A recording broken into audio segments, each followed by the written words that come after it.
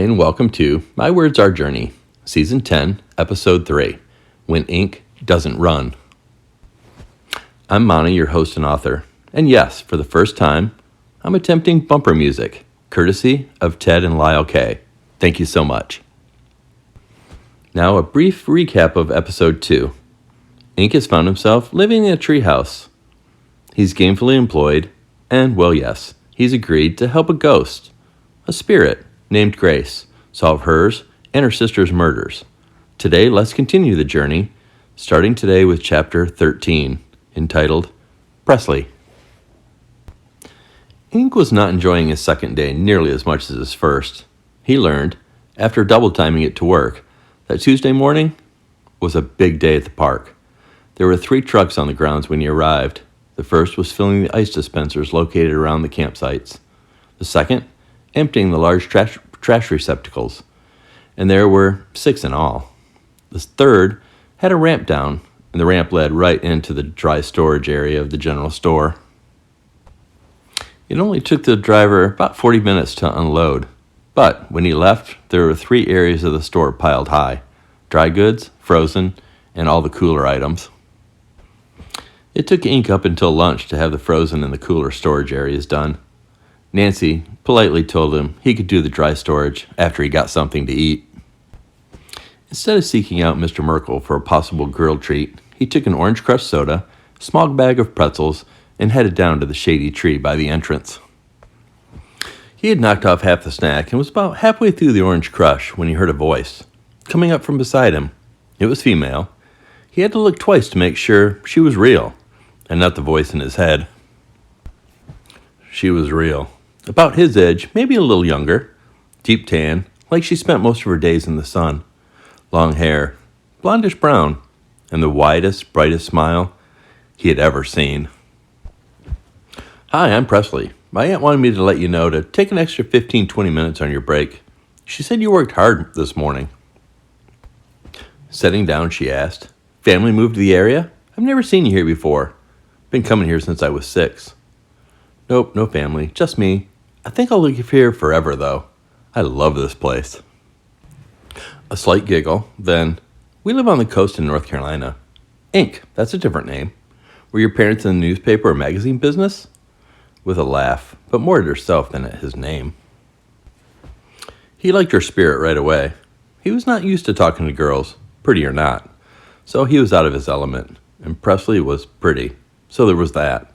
He smiled and said the only thing that came to his mind. You have a smile that's only outdone by the shade of blue in your eyes. It makes it hard for me to think what to say or how to answer your questions. As if she had heard it 1,000 times, Presley jumped to her feet and said, Let's head back. He should have kept his mouth shut. Dry goods took him rest of the day. He'd worked hard, fast, but his mind would drift back to Presley. If only he could have a do-over, keep his mouth shut. Ugh. Nancy had paid him cash for his first 2 days of work. She probably sensed he wasn't one to carry around cash often. He also noticed it was a little more than it should be, by about $20. There was a note, a little extra for your hard work. Miss Nancy, she was a nice lady, he thought. Ink had collected a couple of mason jars. During his travels, he'd be storing his money in the jars and hiding them on the exposed beam above his head in the treehouse. He was thinking about just how proud he would be when he walked into a store and bought a shiny new bike with his own hard-earned cash. He didn't even hear the footsteps until they were walking next to him in perfect step. What do you have planned for the rest of the day? There was Presley. Hey, trying to sound confident, but not overly. Nice to see you again. Long day of sweating. Was thinking about heading down to the lake. You? That sounds good. I've never been on this side of the lake. Do you have a favorite spot? He did. It was an area called Canty Bay. It was across from a wildlife reserve. The area was a lot less traveled. The water a lot calmer because there wasn't as many boats.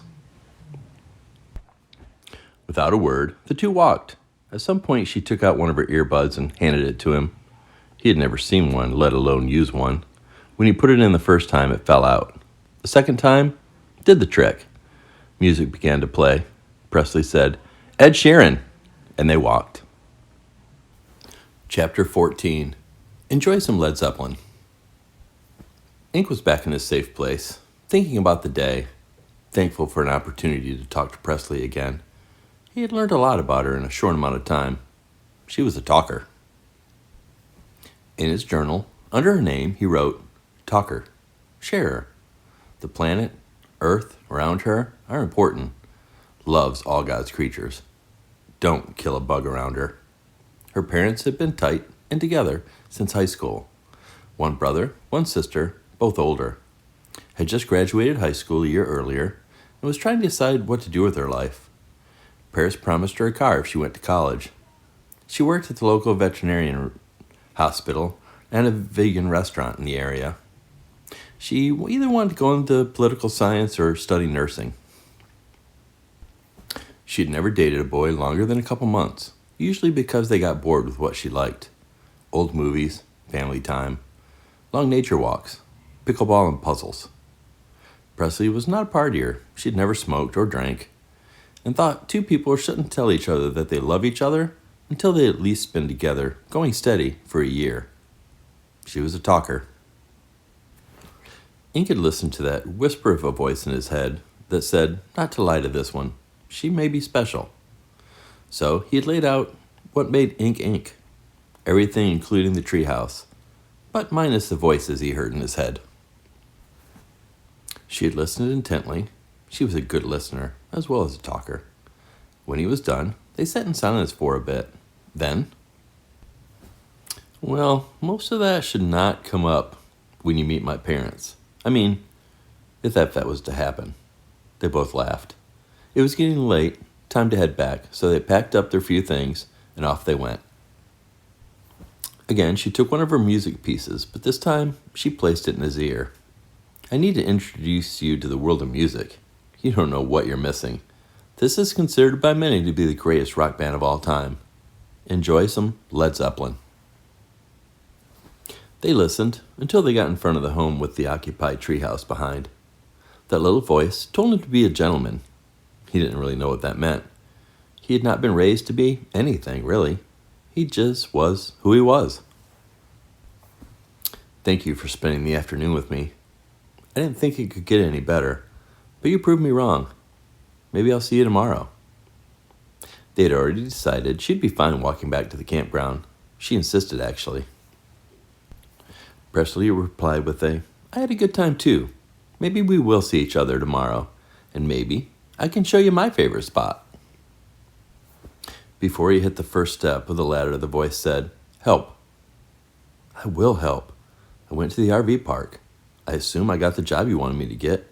What am I supposed to help you do? Solve. A pause. Murder. Then Ink paused. A murder? Well, let's take a quick break before we start chapter 15, and let me apologize, because in my intro, I talked about Ink being asked to solve a murder, and I guess I got a little bit ahead of myself. But let's continue now with chapter 15, Ink in Charge. Ink hadn't fallen asleep till after 2 a.m. When the alarm went off, he buried his head under his jacket, which he used as a pillow. The conversation was broken, but he had gotten the important parts, he thought. The article he had read said nothing of the two sisters being murdered. He had just assumed natural-type causes or an accident. He hadn't really dwelled on that point for some reason. He had guessed because maybe the word murder or killer would have been in the article, but there was nothing. He had double-checked. Grace had, in her own way, told him it was no accident, not natural deaths. It was murder, plain and simple. Well, not simple, but you know. She'd also told him she felt pretty strongly there'd be proof at the RV park. He would need to find it. There was a strong feeling that came from the floor and the ceiling in the dry storage area, an area Ink had just happened to spend a lot of time in. There was no reason for him not to believe Grace. She had proven herself to him, as far as he was concerned, and he had expressed this to her numerous times during the conversation. He had been at work a few hours, had made a couple trips around the dry storage area. Looked around. Nothing weird or out of place. Nothing that grabbed his attention anyway. He was thinking about lunch, and then his conversation with Grace. She had told him that she had been scaring off potential buyers for the home for years, waiting for the right person to help. Was he the right person? Time would tell, he guessed. Just then, Nancy came in the room. "I was looking for you. Can I show you how to answer the phone and handle the register? I need to leave for a couple hours and was hoping you'd run the show." "What?" Ink thought, but out loud he said, "Sure, Miss Nancy. Anything you need." After about 20 minutes of a tutorial, she handed him the keys and said, "You'll do fine. I have faith." She probably hadn't made it to the main road before the phone rang. After he nailed the greeting, Ink was met with a screaming lady on the other end of the line. "There's a snake. Please send someone to lot 7. Hurry." Click. Ink locked the front door, placed a sign that showed he'd be back in 15 minutes. He was back in 5. The lot was close. The snake turned out to be a cute little lizard that had made its way into the camper. The husband was off fishing with the grandkids. She was freaked out. She apologized for the frantic call and begged him to stay for a snack, but he thanked her and told her he was in charge, had to be on his way. When he rounded the corner to the front door of the shop, he was met by one Mr. T.K. Dunn. Mr. Dunn was put out that he had been waiting to get ice. He stated he'd been waiting for at least 15 minutes, which Ink knew was camper math. Ink apologized, got him the ice in a hurry, even offered to deliver it, but TK said it was fine. Ink handed him the Twizzler and thanked him for his patience. He got a 2-minute break before the bell above the door told him he wouldn't be alone. In walked Mr. and Mrs. Winklebaum, lot number 1, the first lot you saw when you entered the park. They had a permanent RV set up, beautiful flowers, a bird bath, lots of cool stuff. Ink had admired it from afar. Mr. Winklebaum lowered his glasses and asked if there was an adult present. Ink was taken back a bit, but he smiled and said, "Miss Nancy left me in charge. How can I help you?" "Well, I doubt it, but I don't prefer to come back. So let's give you a try, shall we?" "The renters on lot 2. They're letting their dog go number 2 between the properties." He said it like it was the vilest thing ever. Ink kept his composure and again said, "Consider it addressed, Mr. and Mrs. Winklebaum." They both just grunted, refused a Twizzler, and marched out. Ink heard the bell as he grabbed what he needed from the back. Walking out with hammer and sign in hand, he was met by Presley. She must have seen by the look on his face he was having a moment. "How's being in charge going?" Grabbing the keys and sign, "Can you close the door and hang that sign? I'll be back in 5. She caught up with him before he got off the porch. He was hoping she would. "Where are we headed?" "Right here, between lots 1 and 2. We're going to take care of a potty problem." When he had the pole where he wanted it, she handed him the hammer she had picked up off the grass.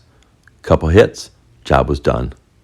Cleverly positioned between lots 1 and 2 was a sign that read, "Please respect your neighbors. No one wants number 2 on their shoe."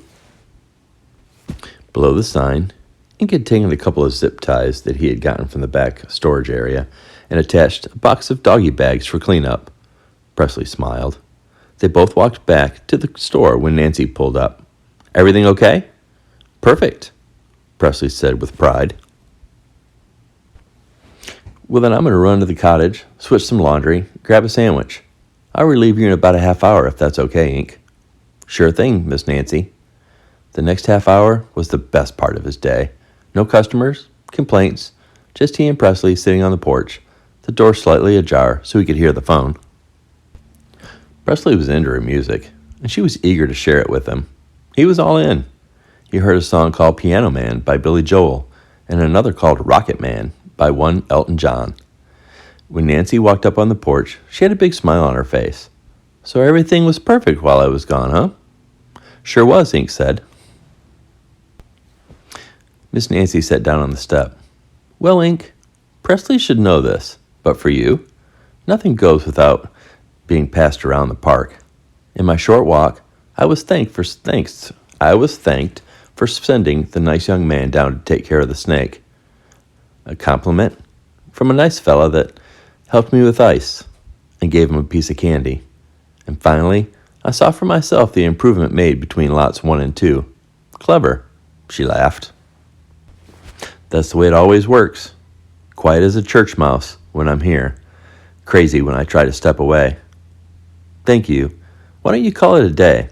I'll punch you out. Ink didn't have to be told twice. While they stood from the swing, there was a moment of awkwardness, like neither knew exactly what to say. Would you like to take a bike ride? I know a great ice cream shop a couple miles from here. Worth the ride. Ink wasn't sure he could ever say no to that smile. Sure. Well, great. The bikes are at our place. Let's go pick one out for you. Chapter 16. Bob. Her place was one of the largest RVs in the park, and there were a lot of large RVs. As they walked up to it, he thought for a minute she might be joking, until she took his hand and said, "Come on," with a giggle. "It's no big deal. It's just a camper." Perfect timing. Her dad came from the other side of the lot. He was holding some fishing gear. "Oh, well, hello there." Hands quickly to their pockets. "Hello, sir. You can call me Bob." As her father extended his hand, Ink gave him a strong handshake and said, "You have a nice place here, sir. Bob." "Oh, well, thank you. We love it here. I'd move here if Presley's mom would let me." There was a moment of laughter as his wife came down the steps. "When have you not done whatever you want, sir?" More laughter. "And who is our guest?" "Mom, Dad, this is my new friend Ink. He works with Aunt Nancy, and he's done for the day. We're thinking about taking a bike ride to Stacy's, if that's okay." "That's fine," Bob said. "Anyone that works for Nancy must be a responsible adult." "You are a responsible adult, aren't you, Ink?" "Yes, sir. We'll be careful." "Good. Dinner's in a couple hours. Would you like to join us, Ink? If for no other reason than to embarrass Presley with some of our family stories." Ink looked at her for approval or denial. She took his hand again and turned to go towards the bikes. "We'll be back for dinner in a couple hours." There was his answer. This was all new to him. Someone wanting to spend time with him? Not running when he told his story? Meeting parents? Real dinners? Responsibility? At work? Not to mention Grace. He had not forgotten about Grace. And if she was monitoring his activities, she'd know that. He had checked all the storage areas, closets, and the like. There was nothing to be found, nothing out of the ordinary. He was sure she'd have something to say about it at some point. For now, his goal was to enjoy his time with Presley and not freak out about what lay ahead at dinner. Stacy's was an old building with a fading sign. 3 serving windows, each with long lines. Sign of a good spot, right? He loved her attitude. While they waited, she assured him dinner would be fine. Just to be honest. If not, her dad would be able to tell. He was a district attorney for the state of North Carolina, so... She put the bug back in his ear and picked some songs from her phone. She was so excited to teach him. With a smile, pick a genre. Country, rock, pop, southern rock, best of the 70s, 80s, 90s, grunge. That last one sounded interesting to him. "Okay," then she said with excitement, "Welcome to the world of grunge. Let's start with my favorite. Enjoy a little Nirvana." After some Nirvana, there was the Stone Temple Pilots, Alice in Chains, and Soundgarden before they made it back to the park. Grunge was great as far as he was concerned. She was telling him about the death of Kurt Cobain when they got back to the RV. "It'll all be fine," she said. "I promise."